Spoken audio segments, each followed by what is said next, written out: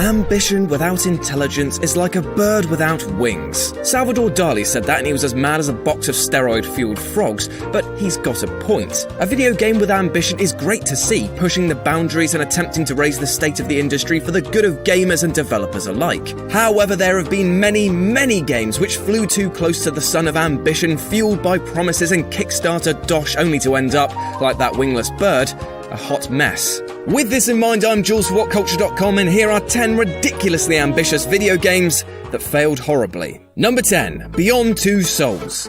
Developers Quantic Dream should really just quit making games and just commit to making movies, seeing as every title they've knocked out, including the upcoming Detroit Become Human, are just a series of elaborate QTEs. Now, I'm not bashing them for this, as Heavy Rain and Indigo Prophecy were enjoyable, if very restrictive, experiences. Beyond Two Souls, however, was for the most part an absolute chore. Despite its awesome and, in the case of Willem Dafoe's face, terrifying motion capture, that was pretty much all it had going for it. With the budget sunk in how the game looks, no one thought to address the fact that the game played like a hand-holding mother, forcing the gamer to play how it wanted them to. Number 9. Destiny.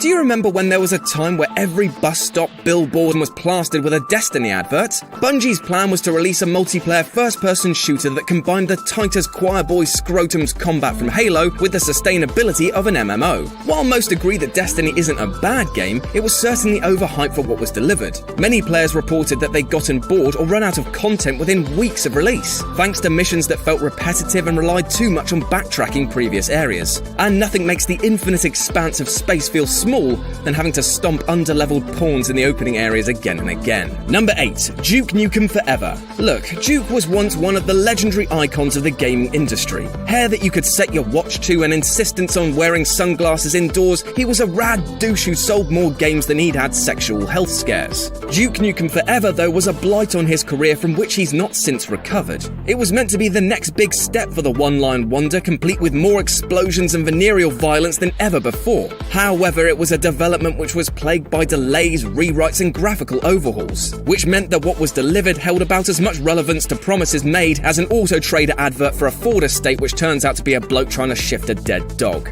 Number 7. Jurassic Park Trespasser.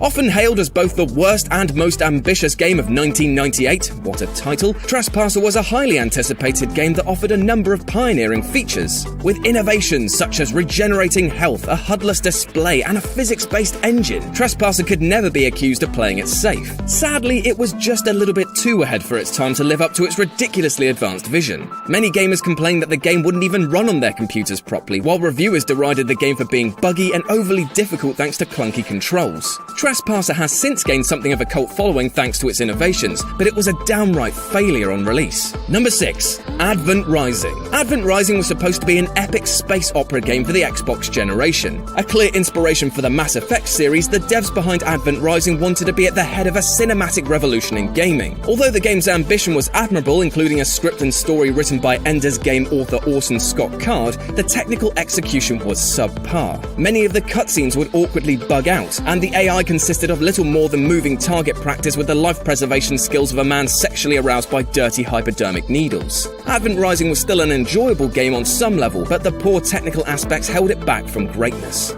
Number 5. APB All Points Bulletin. Despite being developed by a relatively young studio, APB All Points Bulletin had a reasonable level of hype before its release in 2010. The game was set to be a massively multiplayer online game set in urban sprawls, wherein players could join a gang of criminals or a group of law enforcers and complete missions, catch criminals, or just cause all-out mayhem. The words Grand Theft Auto and online were thrown around a lot, and APB looks set to be one of the most ambitious online multiplayer games ever. Unfortunately, the relatively small studio just couldn't cope with the financial pressures of starting up a fledgling MMO, and Real-Time Worlds entered into administration only 2 months after release. APB now exists as a free-to-play game, but it's a husk of its former self and a mockery of the lofty ambitions of the original. Number 4. Daikatana. Back in the days where John Romero, aka Discount Andrew WK, could do no wrong, Daikatana was one of the most highly anticipated FPS titles ever. Built using the Quake engine, Romero wanted Daikatana to weave an epic journey through time, with puzzle elements to accompany the gunplay. Unfortunately, the team was just too small, inexperienced, and according to some, nearly worked to death by Grand Overlord Glorious Leader Romero to produce the game within the time limits and budget given. Daikatana development dragged on and on until it began to look hideously dated in comparison to the AAA efforts being released at the same time. And when Daikatana was released in 2000, it felt like a buggy relic, receiving poor sales and a terrible critical reaction. Number 3. Messiah. One of the most hyped PC games of the early 2000s, Messiah seemed to be more focused on marketing the product than actually making the game deliver on its promises. Messiah seemed to be on the cover of every gaming magazine in the late 90s, while ads lauded it as the next big thing in gaming. The game's premise was excitingly ambitious, putting players in the shoes of a cherub who could possess Earth's people in order to fight against sin itself. Things started to get troubling though when it missed its Christmas 1998 release date, and then again in summer of 1999. Once Messiah was finally released in 2000, critics and gamers were left wondering what all the fuss was about. The gameplay was clunky and the hype had severely died by the time it limped onto the scene, leading to disappointing sales and cancelled console ports. Also, people probably wised up to the fact that playing as a space baby actually wasn't as cool as originally pitched. Number 2. Too Human. Like several others on this list, Too Human is notable for its long time spent in developmental hell. Originally planned as a big exclusive for the PlayStation in 1999, the rights for Too Human were eventually sold to Microsoft in 2005, finally releasing it as an Xbox 360 exclusive in 2008. In a science fiction crossover with Norse mythology, Too Human's marketing was squarely focused on pushing the game as one of the most ambitious ever made. Taking elements from Western RPGs, fighters, and action games, Too Human was set to be the killer app for the Xbox 360. By the time it was released, however, critics were generally indifferent, earning it mediocre reviews thanks to repetitive gameplay, a dodgy camera, and that infamous unskippable death sequence. And number 1, Shenmue. Now, before you get your pitchforks out, nobody here is saying that the Dreamcast Shenmue is a bad game. In fact, it's one of the best ever made, with a rich open world that rivals even today's offerings. The complex but compelling plot, huge variety of things to do, and tight combat means that Shenmue will forever be remembered as one of the greatest games ever released.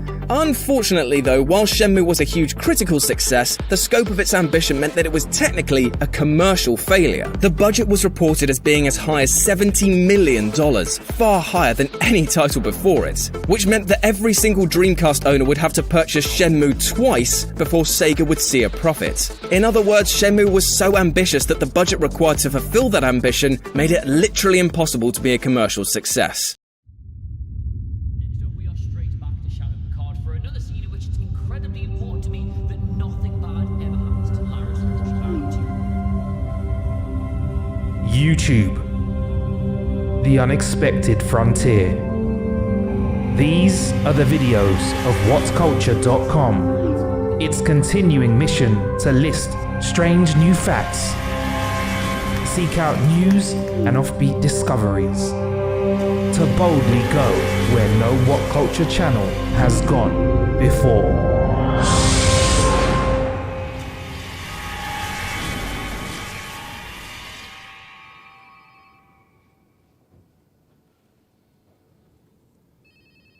Hey, how would you guys like to start a Star Trek channel? Hell yeah! Oh, sorry, how's he got a uniform? I've been asking for one for months now. And Friday money, I'll be sipping jippers on the beach somewhere. Hell yeah! Is he even cold? Hell yeah! If I had any money, I'd be Literally sipping jippers on the months beach I've been somewhere. asking for one. Hell yeah! If I had any money, I'd be sipping jippers on the beach somewhere. Hell yeah! If I had any money, I'd be sipping jippers on the beach somewhere. Hell yeah! If I had any money, I'd be sipping jippers on the beach somewhere. Hell yeah! If I had any money, I'd be sipping... Hi, I'm Marcus Bronzy, new presenter for Trek Culture, WhatCulture's new home for all things Star Trek related.